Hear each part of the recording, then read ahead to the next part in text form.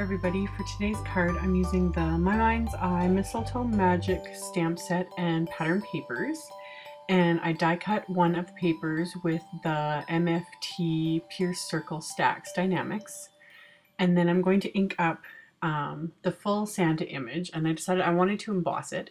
So I just used my embossing buddy on the pattern paper first just to make sure that there's no stray bits of embossing powder sticking to anywhere else. And then I'm going to ink up my stamp with my Brilliance Graphite Black ink because it's pigment ink, so it takes a bit longer to dry. And I'm going to emboss it with clear embossing powder just because I totally hate black embossing powder.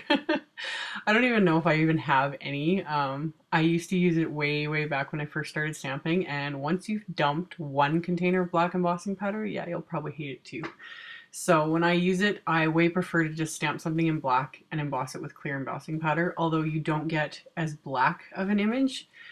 So if you really want something to be like black and glossy and more detail, you need to use black embossing powder, but I really hate working with it. I find it leaves residue everywhere, and yeah, it makes a mess when you dump it. So that's why I do black ink, clear embossing powder. So once I did that, heating out with my embossing tool. This is big enough, it doesn't really look like it on camera, but it's big enough that you can hold it with your fingers. But I just obviously rotate it so that I don't fry my fingers, but if you're uncomfortable with that, you can always hold it with tweezers. But yeah, I got that all melted, and then I'm using the postage stamp stacks dynamics. I just kind of had a postcard idea in mind sort of when I started with this. I didn't end up looking at that at all, but I thought these dynamics were cool, so I decided to use them. So I die cut some craft cardstock with that, and then just adhered it to one of the pattern papers from the collection.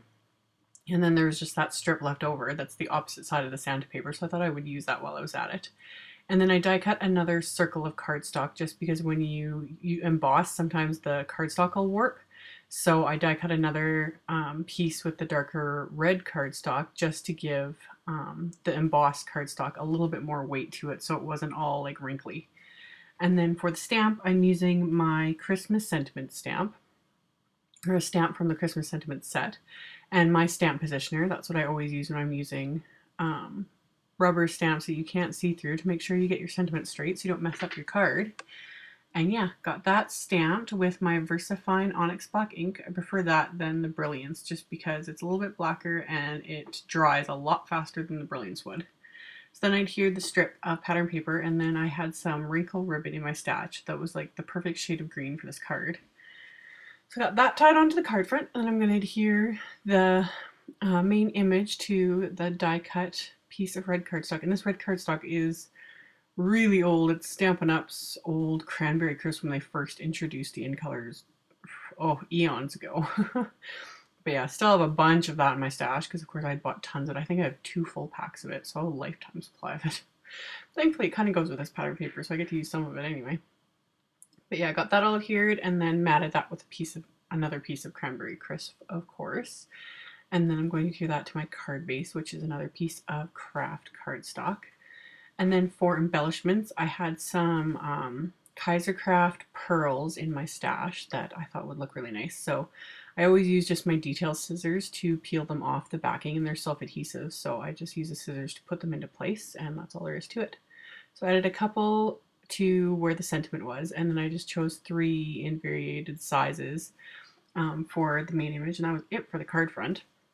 And then on the inside of the card, I took a sentiment from my Christmas Versus stamp set, and same thing, inked it up and used my clear stamp positioner so that I could position it exactly where I wanted it onto another piece of craft cardstock that I had die cut with the postage stamp stacks.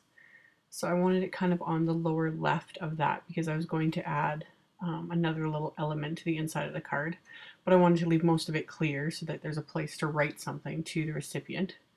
So I got that stamped. I inked up the Santa head from the My Mind's Eye stamp set, and I just stamped that onto a smaller circle that I die cut from the same pattern papers I used on the front, and I just inked that up with the VersaFine, stamped that onto the circle, and then I'm going to adhere everything together for the inside of the card.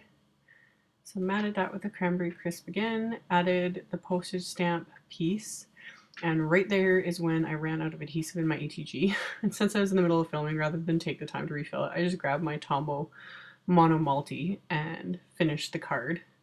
Because really, I just use those adhesives interchangeably anyway. So whatever works really. Which reminds me I need to refill my ATG before I make my next card.